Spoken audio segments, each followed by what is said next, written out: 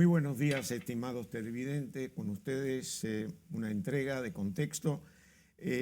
Continúa ausente Mónica.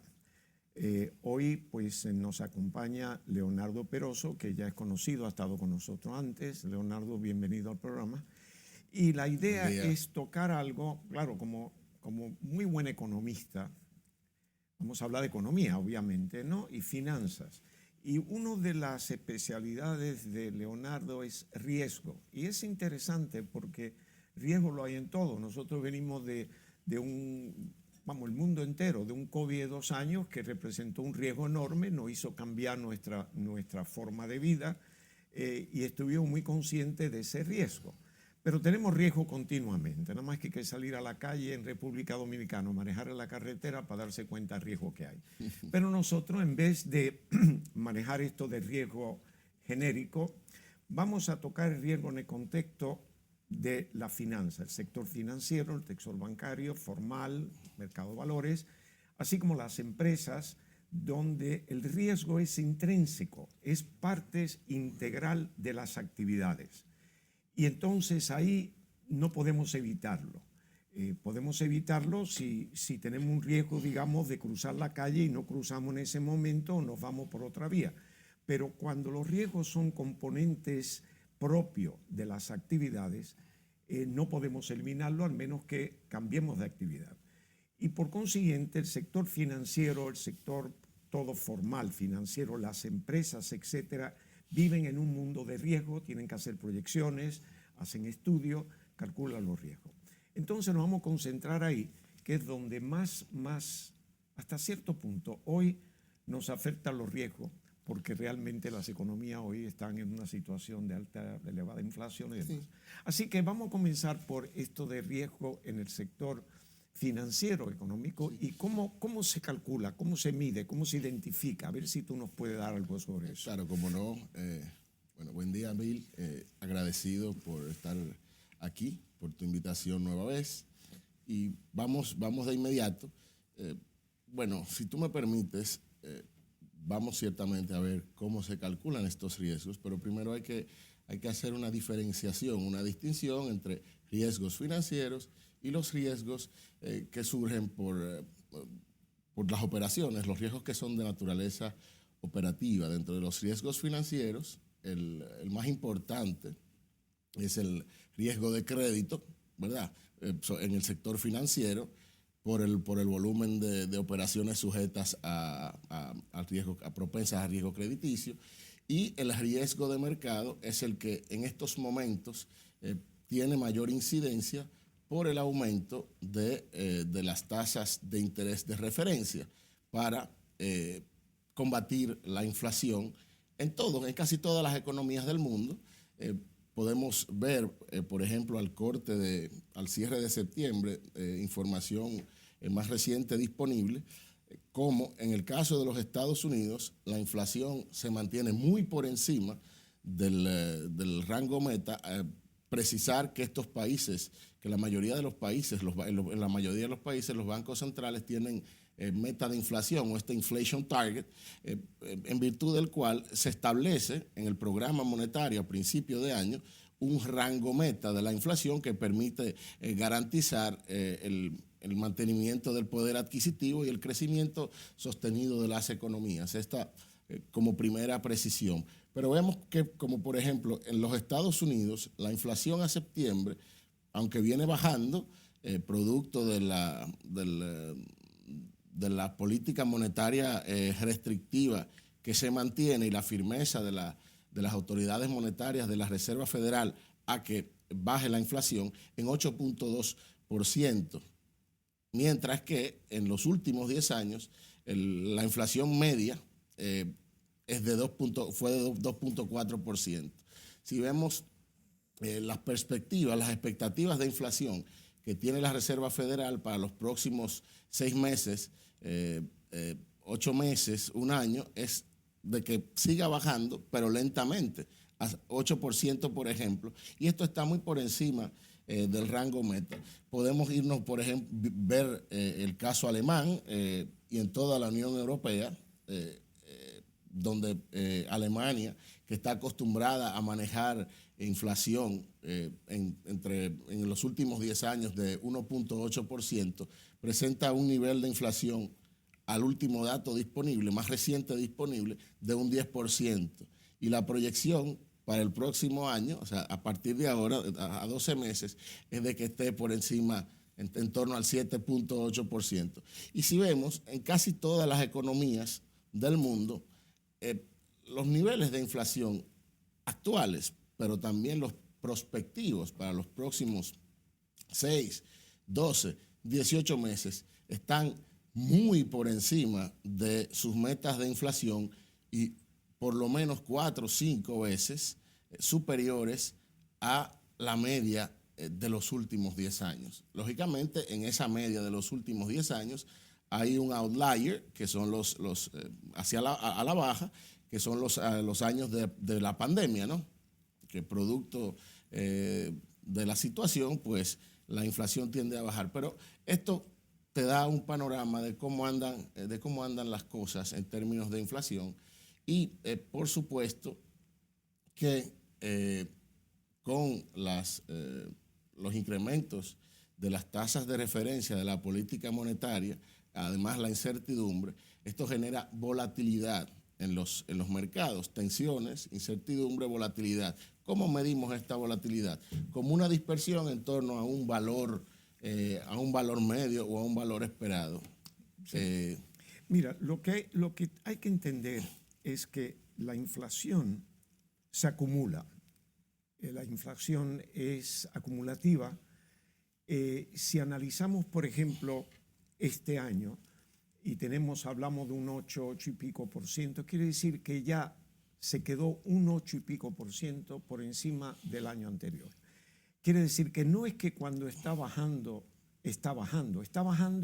el aumento de la inflación, que si aumenta un 8% lo vamos a reducir a un 2%, pero el 8 se queda ya como base en la inflación base histórica y se acumula. Para darte un ejemplo, tenemos que subir los salarios y los salarios en caso de inflación no van acorde con la producción, con la productividad. Va sencillamente para mantener el poder adquisitivo del dinero en la economía. Pero ya se queda, esos salarios no se reducen, no se vuelve a reducir. Quiere decir que el costo, a partir del año que viene, ya tenemos una inflación acumulada de un 8% y lo que estamos viendo es que no siga creciendo a ese 8%, que crezca menos. Pero ya se queda. Por eso vemos, por ejemplo, el valor de la moneda. El valor de la moneda lo representa porque, digamos, el peso dominicano, cuando en el año 80, 82, creo que yo no estaba aquí, pero cuando pasó el 80 de $1, un peso a 2 por 1, ¿verdad? Hoy, en circunstancias normales, quitando el caso de Baninter, que subió a un 50 por 1 por un fenómeno, pero luego bajó, hoy está a 54, sencillamente porque está controlado. Si hubiera seguido la inflación, marcando la inflación, que es el crawling peg, si el Banco Central tiene una meta, como ha tenido, de la inflación, que es 4 menos 1 y 4 más 1, es decir, un promedio de 4, que es lo que mide la inflación anual. Para una economía crecer, como tú bien sabes, tiene que haber un grado de inflación. Estados Unidos un 2%, aquí lo consideramos un promedio de 4. La moneda dominicana se ha ido depreciando entre 3,5 a 4 a través de estos últimos años en circunstancias normales. En estas circunstancias no solamente no se debilitó el valor de la moneda, digamos, frente al dólar, sino que el Banco Central fortaleció el peso frente al dólar para, de hecho, mitigar el efecto inflacionario. Pero realmente ya esa inflación que tenemos acumulada se queda, es decir, no vuelve. Y por eso el peso, cuando vuelva a su normalidad, lo más probable es que lo veamos hacia final del año que viene en un 64, un 65, un 62. Definitivamente tiene que volver a su peso, al menos que tengamos una reserva fenomenal que no se anticipa. Con esto quiero decir que cuando aumenta la inflación, lo que estamos ahora haciendo es que no siga aumentando a ese nivel, pero ya lo que está aumentado se queda como base. Y cuando comparemos la inflación del año que viene con este año, lo que estamos comparando son los aumentos de la inflación, que este año lo tenemos en 8, El año pasado estaba tal vez en 3 o 4 y el otro año que venga pues posiblemente esté en 4 o 5. Es decir, recuerden, la base del costo se queda. ¿Dónde lo ven? Que si no se aumentara los salarios, la gente no podría vivir. Sí. Y se aumenta un salario que siempre aquí en este país es por encima de la tasa de inflación, porque no se aumentan anualmente por ajuste de inflación. Se dejan 3 o 4 años, que es la inflación acumulada de esos 3 o 4 años, y hay que aumentarlo de un 15 a un 20% de golpe.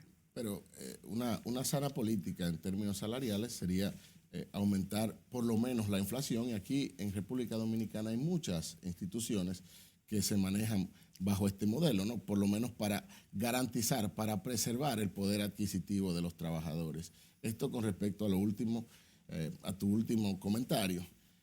Ciertamente la inflación, como tú dices, es la evolución, el aumento de los precios en la unidad de tiempo con respecto a un periodo considerado como base. Entonces, pero los bancos centrales, las autoridades monetarias en todo el mundo miden la inflación interanual entre un año y otro, bien sea aquella subyacente sin el peso de combustibles y otros elementos que pudieran alterar coyunturalmente los niveles de inflación, y la inflación interanual o respecto al mes precedente. Pero la unidad temporal es el año, entre un año y otro. Y por esto, cuando, como tú dices, el cúmulo en el tiempo se hace inmanejable desde la perspectiva de las cuentas nacionales, pues se opera un cambio de base.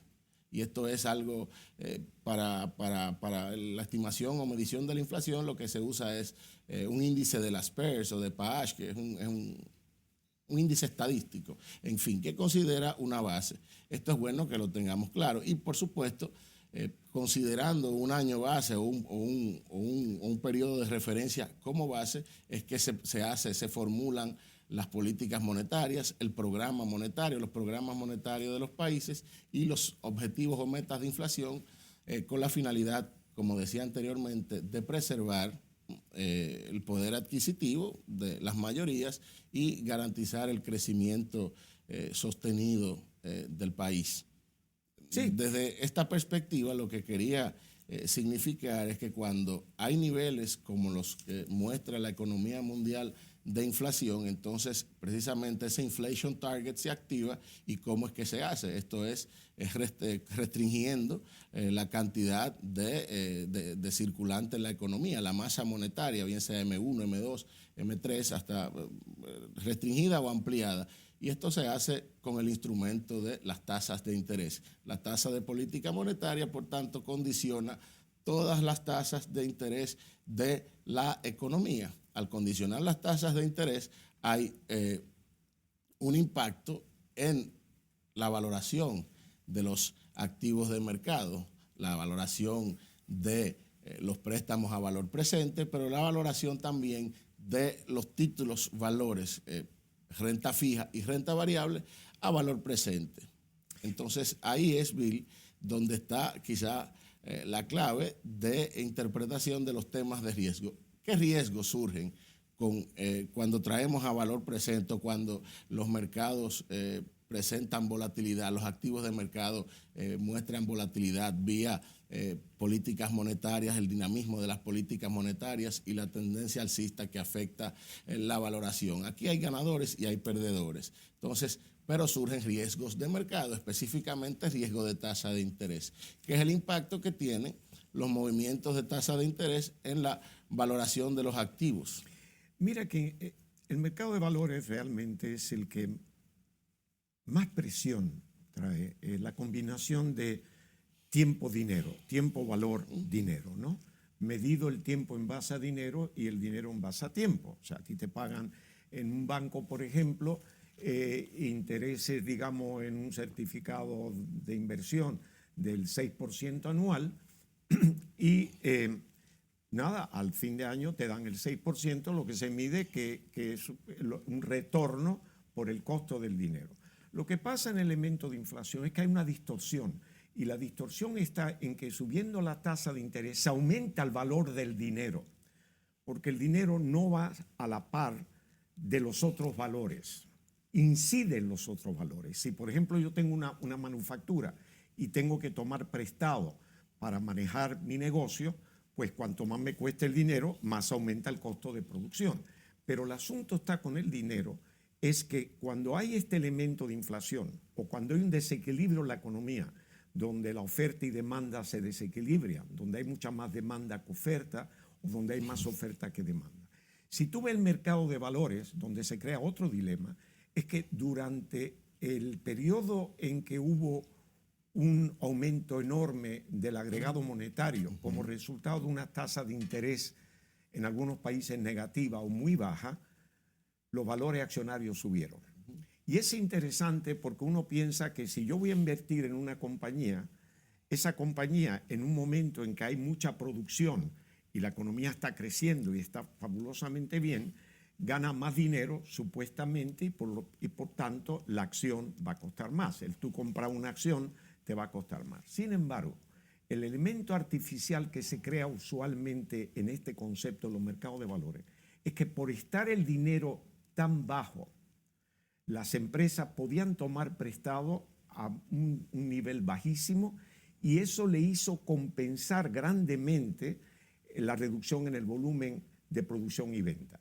Sin embargo, los beneficios estaban ahí. Y lo otro que hizo subir el elemento del mercado de valores accionario es que la tasa de interés muy baja no hacía atractivos los títulos de renta fija. Porque si te iban a pagar por un título un 1,5% al año, eso no era muy atractivo, era preferible irse al mercado accionario, donde entonces el plusvalor, el valor adicional a través de un periodo de la acción iba a ser más elevado. Pero bueno, vamos a volver aquí, vamos a hacer una breve pausa, ¿verdad? Si me lo permite, y volvemos con ustedes con este tema que suena confuso, pero realmente una vez que lo expliquemos no es tanto. Lo haremos lo más fácil posible. Volvemos con ustedes.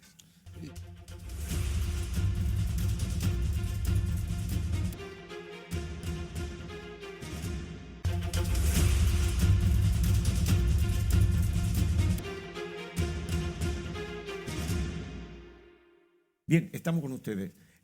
Leo, tú ibas a decir algo, te dejé como medio en el aire.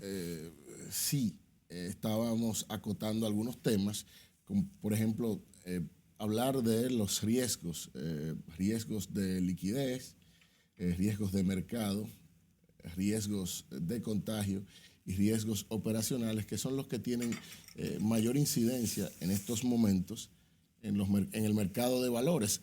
En el ámbito internacional, por supuesto, aquí no se negocian acciones, por eso en la pausa te hacía la precisión contigo, porque me voy a referir a lo que es el securities market, es decir, el mercado de valores a nivel internacional, donde se transan títulos valores de deuda, es decir, bonos, pero también se transan acciones y fundamentalmente los mercados internacionales mueven acciones. Tú hablabas de el aumento del valor de las acciones cuando hay elevada inflación. Es algo que, según entiendo, tú comentabas. Sin embargo, la situación actual es un tanto diferente porque venimos de un periodo donde las empresas han experimentado baja pérdida en su situación financiera y en sus resultados y por tanto, por consiguiente, en la situación financiera, con un impacto adverso en el capital. Eso en sentido general, ¿no? Producto de la baja en los volúmenes de venta, la baja en la producción durante los periodos de la pandemia y inmediatamente saliendo de la pandemia, pues nos encontramos con la invasión rusa a Ucrania, que genera tensiones en los mercados, volatilidad. Por eso había definido en el segmento anterior la volatilidad, ¿no? Como la dispersión de los precios o de una variable en torno a un valor esperado o a una media. Entonces, volatilidad de mercado, cambios abruptos en el mercado y todavía, conforme vimos en el segmento anterior, incertidumbre respecto a cómo vamos a terminar, por lo menos en el próximo año y medio.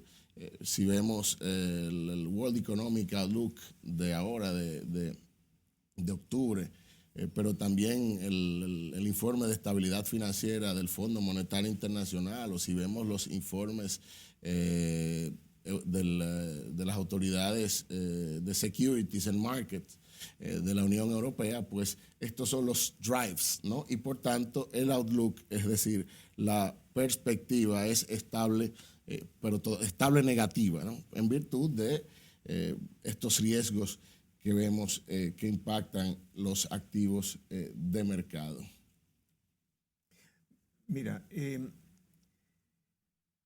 hablando del mercado de valores, que como tú bien dijiste, hay dos vertientes en cuanto a instrumentos o los títulos, ¿no? Que está el accionario, que aún no tenemos en República Dominicana, emisiones de acciones, que es realmente el mercado de capitales, es el mercado fuerte, ¿no? Claro.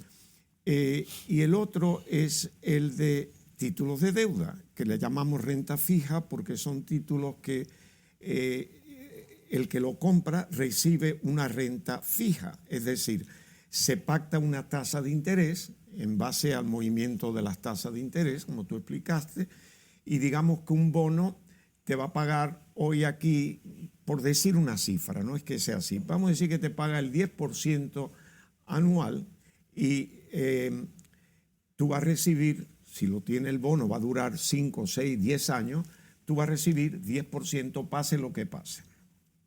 Eso es tan sencillo como eso. No solamente un bono en el mercado de valores, sino es equivalente a un depósito a plazo fijo en la banca. La única diferencia es que el depósito a plazo fijo de la banca no tiene mercado, no lo puedes negociar, te lo tienes que guardar hasta el vencimiento y en el mercado lo puedes negociar. Estos parámetros son muy importantes porque entonces juega lo siguiente: del momento que un producto salga al mercado, el valor automáticamente es el de oferta y demanda. Es decir, lo que la gente quiera pagar por él. Cuando el valor va a salir al mercado es como un vehículo nuevo. El vehículo nuevo va a salir al mercado y viene con un precio ya. Ese es el precio que hay que pagar. A partir de ahí, cuando ese vehículo cambia de mano en un periodo de tiempo, ya el valor es lo que la gente esté dispuesto a pagar por el vehículo. Quiere decir que se crea un valor mercado. El dueño del vehículo no va a estar estudiando ni poniendo ese vehículo al mercado todos los días para saber qué valor tiene. Obviamente no lo va a hacer, lo va a hacer cuando quiera venderlo. Pero el mercado de valores lo está haciendo continuamente. Hay valores que tienen su tasa de interés fija, pero ese valor va a cambiar de acuerdo a dos factores fundamentales. El primero es que esos títulos tienen una calificación de riesgo, que puede ser de lo mejor, AAA, a W, en fin, va reduciéndose de tipo. AAA es lo mejor, el mejor riesgo, el más seguro. Sí. Por consiguiente, es el que menos paga. Si yo voy a comprar un título del Tesoro de los Estados Unidos, digamos de 10 años, que es el de referencia mundial, lo que están pagando hoy, si mal no recuerdo, deben andar alrededor de tal vez un 1.25, 1.50, un 2% que paguen de interés. Ahora bien, eso es fácil. Eso es lo que yo voy a recibir si compro el título. Pero están saliendo títulos todo el tiempo del mismo Tesoro americano o de un riesgo similar. Y esos títulos responden a la tasa de interés del mercado, que está establecida obviamente como referencia por el Banco Central en su política monetaria, sea la Reserva Federal en Estados Unidos o la Reserva aquí. Entonces entra el elemento que no se utiliza en el mercado tradicional bancario, que es el rendimiento del título. Es decir, yo compré este título 1,000 pesos a 1,000 pesos. Lo compré y paga el 10% de interés. Perfecto, me paga mi 10% y lo pagué 1,000. Pero ahora sale un título del mismo riesgo que va a pagar el 15%. Del momento que ese título con el mismo riesgo pague el 15%, mi título, si yo lo quiero vender, lo voy a tener que vender por debajo de lo que me costó. Porque ya el rendimiento de ese título es inferior al nuevo que ha salido.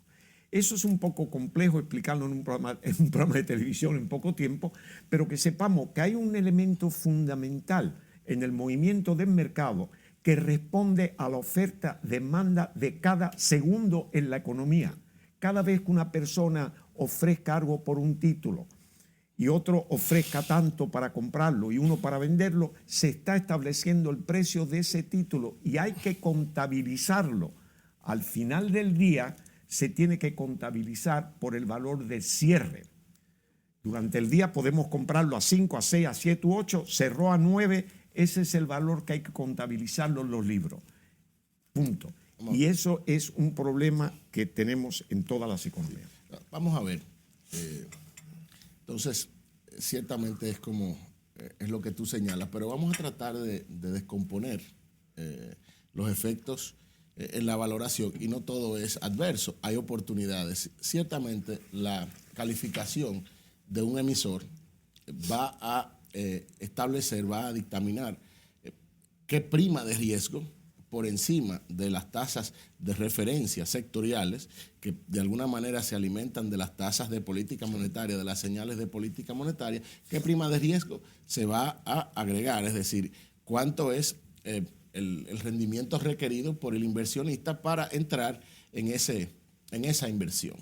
Entonces, aquí tenemos dos componentes. ¿Cómo valorar los activos? Tú hablabas del tema de valoración, el impacto de las tasas de interés sobre el valor actual de esos activos de mercado. Pues ahí tenemos dos componentes que impactan el valor presente o el precio si estuviéramos hablando de valor par, que es lo que como tú señalabas. Entonces, ¿qué tenemos? Tenemos cupones, que es el flujo de efectivo que paga el título durante toda su vida, conforme pactado contractualmente con el emisor o con el vendedor del título, y tenemos la tasa de descuento. Los cupones son fijos, es decir, el flujo de efectivo que recibe el inversionista tiende a ser fijo.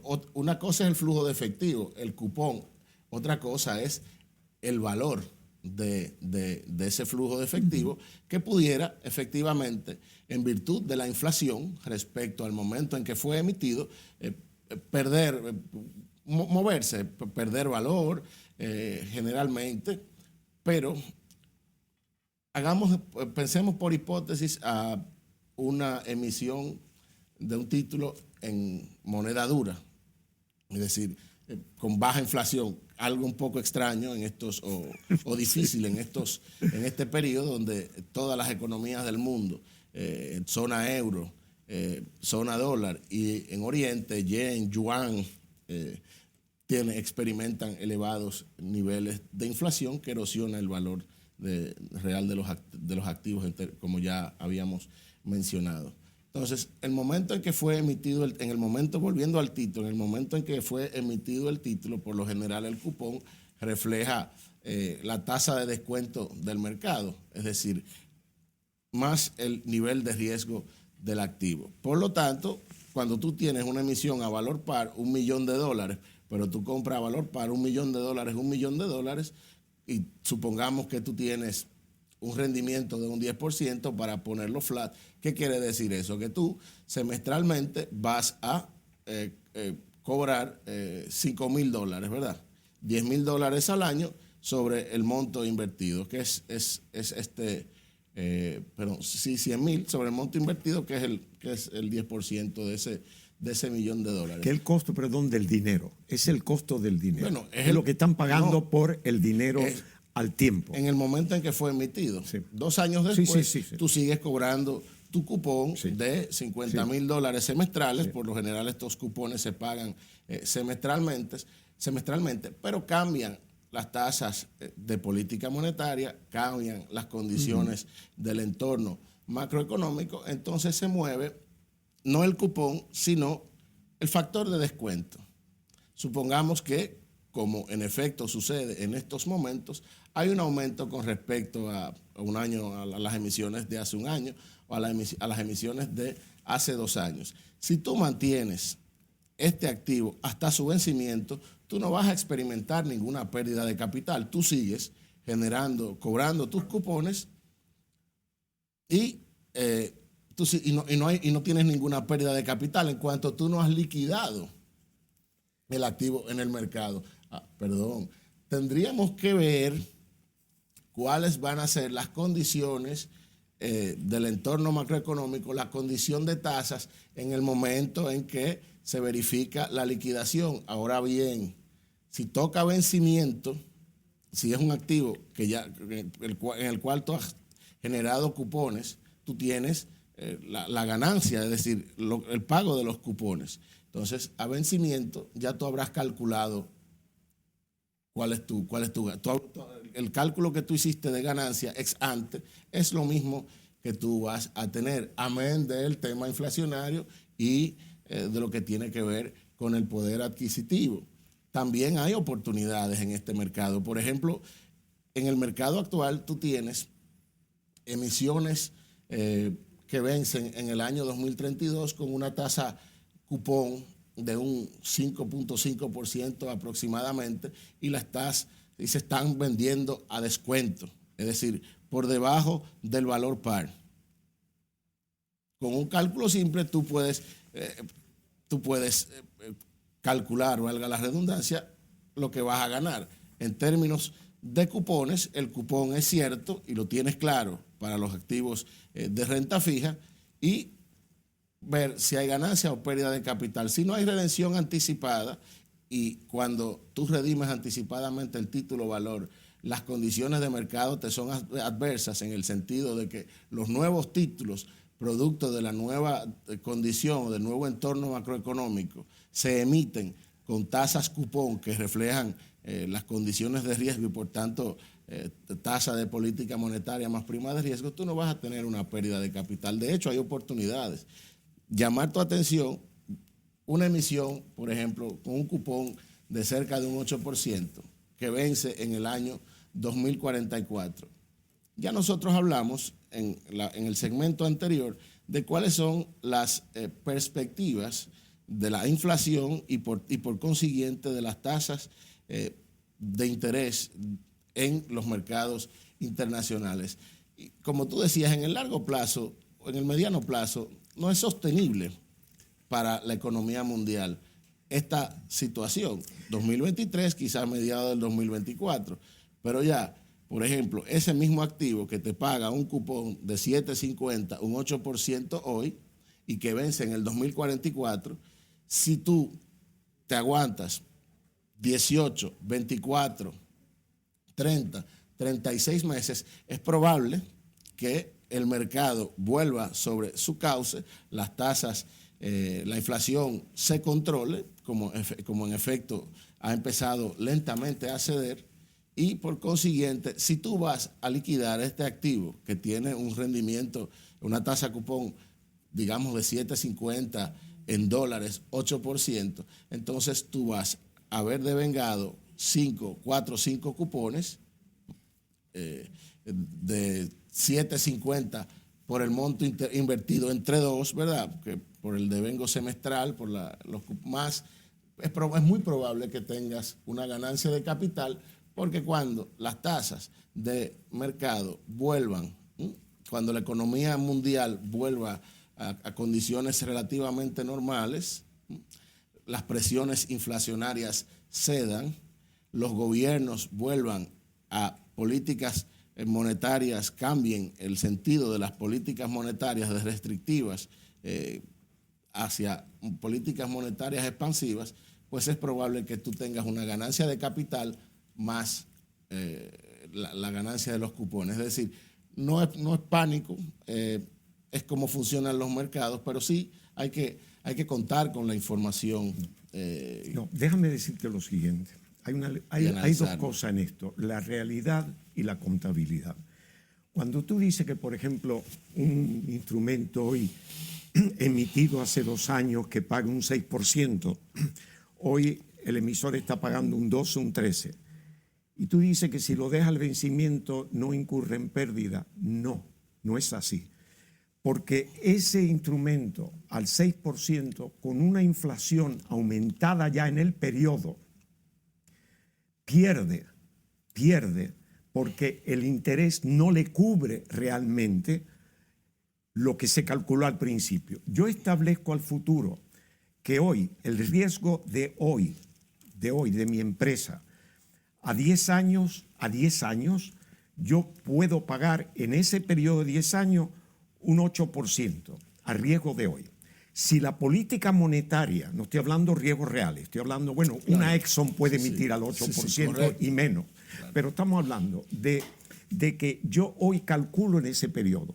Si por una inflación acelerada como hay, eso se queda corto, el valor del dinero que yo le estoy dando por el cupón, por ese periodo se queda corto. Y al final del periodo, el capital, en términos reales, su poder adquisitivo se ha reducido en consecuencia. Sí. No se contabiliza. Estamos hablando de dos cosas que estamos confundiendo, muy confundidos en República Dominicana, que no se contabiliza realmente inmediatamente. El mercado lo exige. ¿Sabes por qué el mercado lo exige? Porque constantemente la gente está comprando y quieren saber cuál es su valor en el momento en que lo compran. Sí. ¿Ok? Tengo que hacer, pero dame 2 segundos. Entonces, por favor, quiero decirte que sí hay una pérdida. Lo que pasa es que no se registra hasta el final del vencimiento, cuando el capital, que son 100.000, que te van a pagar los 100.000, en ese momento vale 80. El mercado te lo tiene que registrar porque la toma de compra y de venta son momentáneas y continuas. Sí. Si yo, por ejemplo, compro una vivienda y tú puedes decir, correcto, yo la puedo depreciar artificialmente un 1% anual, pero no el valor mercado. Yo tengo la posibilidad de, cuando venda esa propiedad, o ganarle dinero o perder dinero, dependiendo de la oferta y demanda de la propiedad en ese instante. El asunto que yo nunca hago es que, si yo voy a retener la propiedad por 20 años, ¿qué valor va a tener esa propiedad en 20 años? Y cómo yo puedo hacer que se mantenga ese valor en 20 años. Y no que cuando vaya a vender esa propiedad, si no ha habido cambio en el entorno, si no ha habido cambio en las condiciones de la propiedad, que cuando yo vaya a venderla, la venda porque por 5% más de lo que me costó, ya en ese momento no es el mismo dinero. Es decir, es difícil explicarlo aquí, porque no tengo ni siquiera cifra para eso. Hay el elemento de que sí se pierde, lo que no se contabiliza la pérdida, mientras que en el mercado de valores, la pérdida y la ganancia hay que contabilizarla continuamente, porque tú la estás poniendo en venta y tú tienes que en ese momento saber cuánto es que eso vale. Y vale lo que vale, no solamente lo que vale el interés que te está pagando, es que el interés tiene un impacto en el precio final, si te pagan una prima o tienes que dar un descuento. Sí. Ese es el elemento. Y la pérdida también contable, si me permite, es que si yo estoy recibiendo un 6% con una tasa de inflación de un 9% en un título que yo retengo, yo estoy perdiendo dinero. No lo contabilizo, pero lo estoy perdiendo y lo estoy sufriendo, porque el 6% no me da a mí para poder, digamos, vivir. Pero vamos a una cosa. Piénsalo, porque me están haciendo señas. Y cuando vuelve tú me respondes. Okay.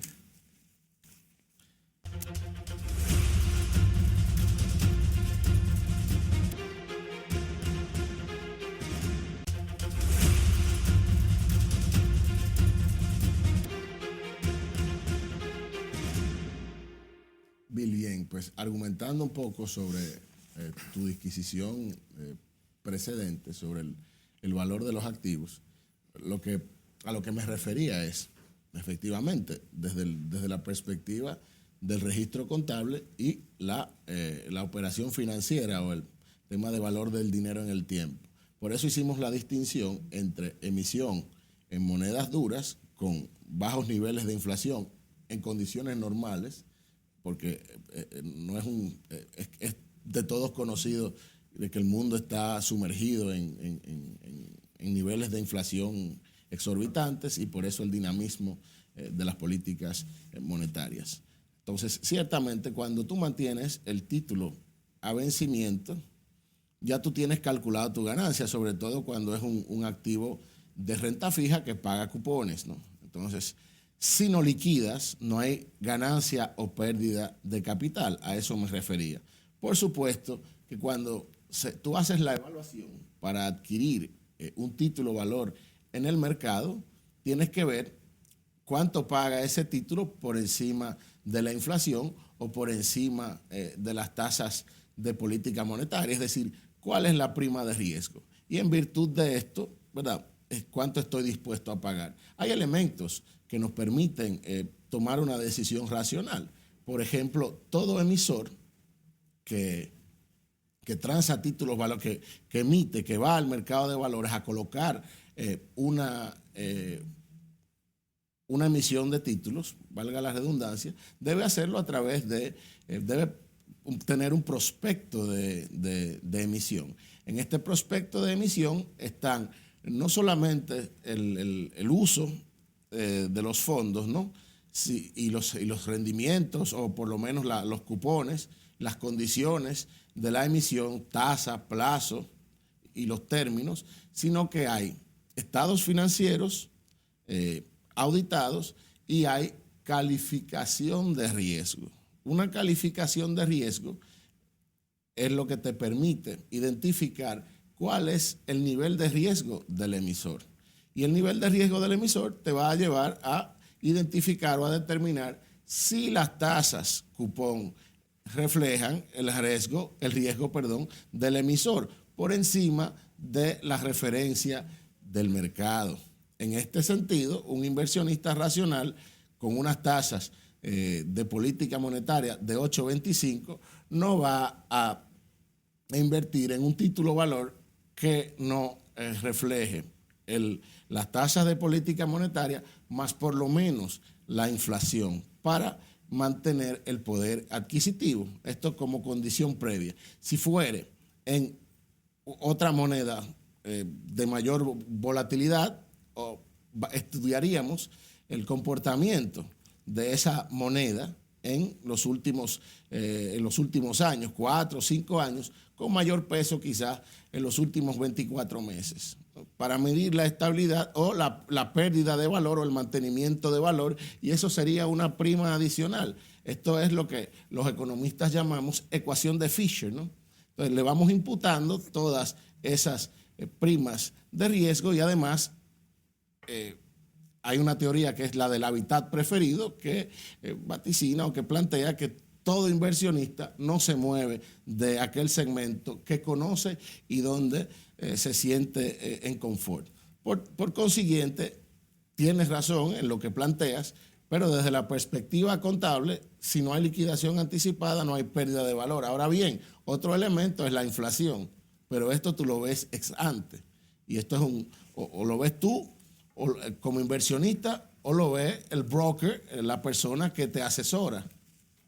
Y puedes hacer una serie de estimaciones. Ahí están los supuestos macroeconómicos a nivel local, pero también las previsiones de Consensus Forecast del Fondo Monetario Internacional y de otros organismos, de tal suerte que de alguna manera puede hacerse una previsión racional de lo que vas a ganar o vas a perder. Otro tema es la inversión en acciones. Este no es momento para salir al mercado con una emisión de acciones en ningún lado. ¿Por qué? Porque el rendimiento requerido, o sea, es muy alto, porque las tasas de referencia son excesivamente altas. Entonces estarías poniendo presión a la empresa emisora sobre la generación de utilidades en un momento, en un entorno mundial, un entorno macroeconómico, y no exenta a la economía dominicana, porque es parte del sistema de Naciones Unidas, ¿no?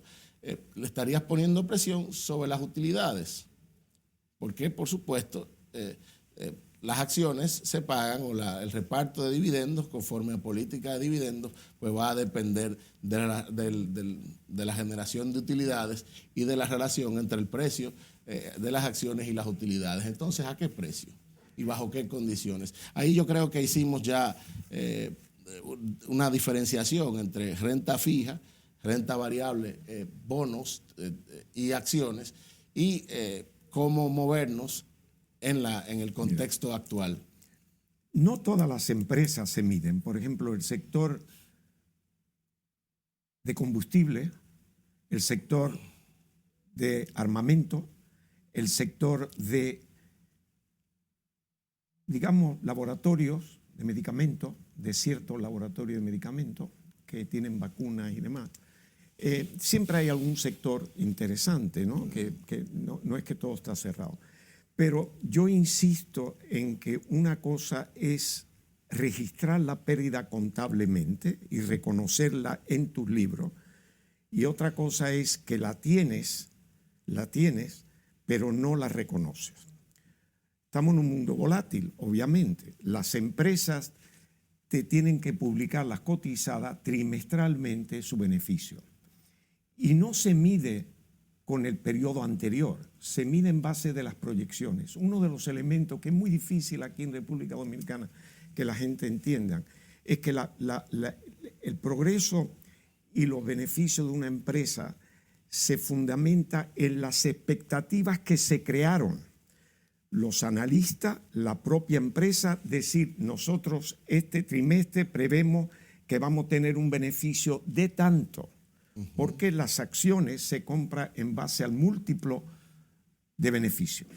Entonces se miden de esa manera. Es decir, el hecho es que tú tienes que pensar que eso es cambiable. Cuando tú dijiste un título sale y se califica continuamente, no solamente cuando sale la emisión. Se califica, y si hay una baja en la calificación, inmediatamente te afecta, te obliga a tener una prima. Claro. Y para hacer la prima, obviamente, una prima, un descuento en este caso, sencillamente porque es movible en el periodo de 10 años. Si tú tienes un título que no lo contabiliza de esa manera, que no lo calcula de esa manera, todos esos variables que hay no se están registrando. Por consiguiente, puede haber beneficio, puede haber pérdida, porque además el tiempo se va reduciendo, y en el periodo, hoy, un título que por un año que quede, un título que se emitió, digamos, hace 9 años y queda uno, y te esté pagando el 6 por un año, es un buen retorno. No va a tener que venderlo a un descuento. El problema es si lo tiene por 9 años al 6.